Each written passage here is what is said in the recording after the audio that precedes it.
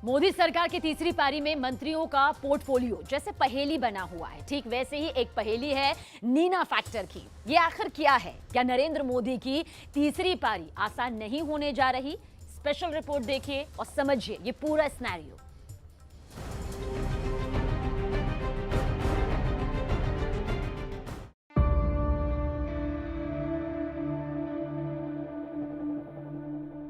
मैं नरेंद्र दामोदर दास मोदी ईश्वर की शपथ लेता हूं कि भारत के संविधान के प्रति सच्ची श्रद्धा और निष्ठा रखूंगा।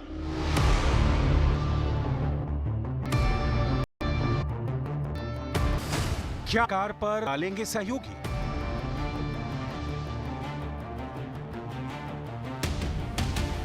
एनडीए में कितने मुद्दों पर नीना फैक्टर का प्रेशर?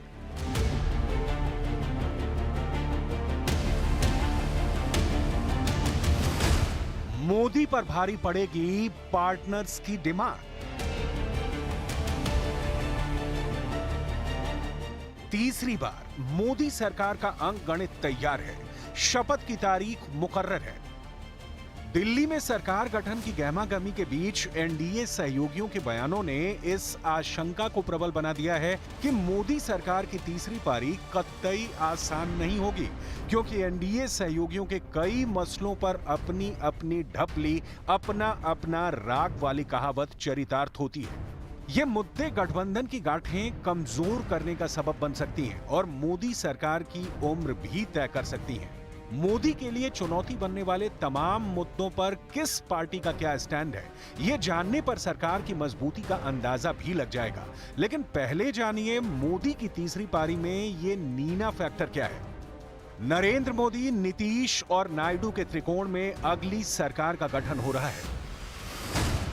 इसमें नीना यानी नी से नीतीश कुमार और ना से चंद्रबाबू नायडू हैं। एनडीए के दोनों बड़े पार्टनर पर इस बार सरकार चलाने की बड़ी जिम्मेदारी है। मोदी सरकार की स्थिरता इन्हीं दोनों लीडरों के फैसले पर टिकी है, लेकिन इन दोनों नेताओं के अपने अपने एजेंडे हैं। एक नहीं, कई मुद्दों पर बीजेपी से अलग इनके अपने स्टैंड भी हैं।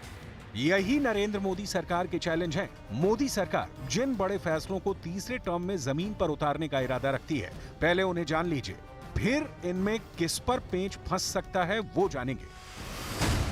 मोदी सरकार एक देश एक चुनाव के हक में है। नरेंद्र मोदी सरकार परिसीमन के पक्ष में लंबे वक्त से चर्चा कर रही है। मोदी सरकार देश में समान नागरिक संहिता की तरफदारी करती है। सीएए के बाद मोदी सरकार एनआरसी को भी देश में लागू करने की बात कह चुकी है। नरेंद्र मोदी सरकार देश में बड़े इकोनॉमिक रिफॉर्म के कदम उठाने के संकेत देती रही है। नरेंद्र मोदी सरकार धर्म के नाम पर आरक्षण का सख्त मुखालफत करती नजर आई है। नरेंद्र मोदी सरकार जातिगत जनगणना का विरोध करती रही है। काशी और मथुरा के विवादित स्थलों का समाधान नरेंद्र मोदी की प्राथमिकता में है। नरेंद्र मोदी का ट्रैक रिकॉर्ड बताता है कि वो जो कहते हैं वही करते हैं। लेकिन एनडीए के दो बड़े पार्टनर बीजेपी से कुछ मुद्दों पर अलग राय रखते हैं। इसका इजहार अभी से किया जाने लगा है। दिल्ली में जेडीयू की तरफ से अग्निवीर और यूसीसी का मुद्दा भी उछाला गया है। अग्निवीर योजना को लेकर के मतदाताओं के एक हिस्से में नाराजगी रही है। हमारी पार्टी चाहती है कि विस्तार से उन कमियों खामियों को दूर किया जाए, जिसको लेकर के जनता ने सवाल उठाए। यूनिफॉर्म सिविल कोड पर पार्टी के राष्ट्रीय अध्यक्ष होने के नाते विधि आयोग के अध्यक्ष श्री चौहान को मुख्यमंत्री चिट्ठी लिख चुके हैं। हम इसके विरुद्ध नहीं है, लेकिन जितने भी स्टेक होल्डर्स हैं, चाहे मुख्यमंत्री हो, चाहे डिफरेंट पॉलिटिकल पार्टीज हों या डिफरेंट सेक्ट्स हों, उनसे बातचीत करके इसका हल निकाला जाना चाहिए। अग्निवीर योजना को लेकर भी आप लोग कुछ बात करेंगे? नहीं, बैठेंगे हम इन सब मुद्दों पर आने वाले समय में सब लोग मिलकर के बात करेंगे। अपनी बात कहकर जेडीयू नेता ये भी बताना नहीं भूलते कि सरकार के सर्वे सर्वा मोदी ही हैं। हालांकि एनडीए के ज्यादातर सहयोगी ऐसे मसलों पर सार्वजनिक बयानबाजी के सख्त खिलाफ हैं। जीतन राम मांझी ने सभी मुद्दों पर चर्चा की सही जगह भी बताई है। हम समझते हैं कि ये मामला मीडिया के माध्यम से कहा जाना उचित नहीं है। अभी के संदर्भ में मेरा समझ में है कि अगर कुछ भी है, बैठक है 7 तारीख को भी बैठक होने वाली है, वहाँ भी पार्लियामेंट्री बोर्ड की बैठक होगी, वहाँ पर भी सभी एनडीए के नेता लोग बैठे रहेंगे, वहाँ पर बात होगी। नीतीश कुमार की पार्टी बीजेपी से अलग राय रखने के साथ बिहार को स्पेशल स्टेटस यानी विशेष राज्य के दर्जे की डिमांड भी अभी से शुरू कर दी है, जिसे तूल देने में इंडिया गठबंधन के नेता भी पीछे नहीं है। इंडिया गठबंधन की तरफ से जेडीयू को उकसाने वाले कई बयान जारी किए गए हैं। कांग्रेस नेता देखिए कैसे जेडीयू की डिमांड के समर्थन में अगुआ बन रहे हैं। अच्छी बात है, सही बात भी है। इंडिया अलायंस का ये प्रोग्राम पे बहुत इम्पोर्टेंट है। अग्निवीर का हम फाड़ के फेंकेंगे और जेडीयू ये शर्त रखना चाहिए अग्निवीर का विड्रॉ करने के लिए, और बिहार का स्पेशल पैकेज भी बोलना नहीं चाहिए जेडीयू का नेता लोग। जातिगत जनगणना पर जेडीयू का रुख बीजेपी से अलग रहा है। वहीं धर्म के नाम पर आरक्षण में चंद्रबाबू नायडू बीजेपी से अलग सुर साधते हैं। चंद्रबाबू नायडू ने आंध्र प्रदेश में मुसलमानों को 4% आरक्षण का ऐलान तक कर रखा है। बीजेपी का साफ साफ मानना है कि धर्म के नाम पर आरक्षण नहीं दिया जा सकता, लेकिन चंद्रबाबू नायडू ने 4% आरक्षण मुसलमानों को देने के लिए इसी चुनाव में वादा किया है।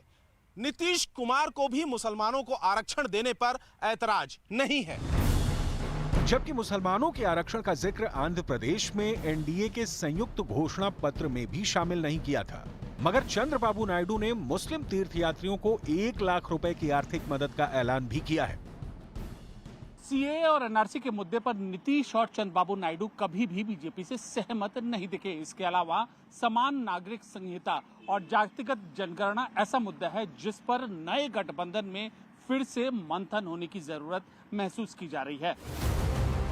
बीजेपी के कई एजेंडे को उसके सहयोगी दल पसंद नहीं करते हैं। मोदी के दूसरे टर्म में कृषि कानून पर अकाली दल ने एनडीए से राहें अलग कर ली थी, इसीलिए तीसरे टर्म में नरेंद्र मोदी को संसद में बिल पास कराने में कई बार मुश्किलों का सामना करना पड़ सकता है। इसके साथ ही नीतीश कुमार और चंद्रबाबू नायडू जैसे राजनीति के चतुर खिलाड़ियों को साधना मोदी के लिए बहुत आसान नहीं होगा, क्योंकि नीतीश कुमार बीते 11 साल में 4 से 5 बार पाला बदल चुके हैं। तो इस बात की क्या गारंटी है कि अब की बार वो कुछ ऐसा नहीं करेंगे।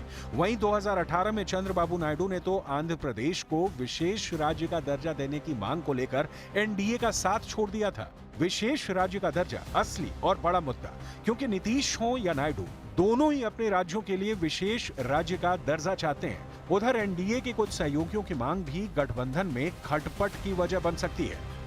रिपब्लिकन पार्टी को कैबिनेट में हिस्सा मिलना चाहिए। जिस तरह मैंने एक सीट मांगी थी शिरडी की, लेकिन वो भी सीट मुझे नहीं मिली थी। मेरी राज्यसभा 2020 तक है, तो मेरी राज्यसभा तो ऑटोमेटिकली कंटिन्यू हो जाएगी, लेकिन मंत्रिमंडल में जरूर हमको स्थान मिलेगा।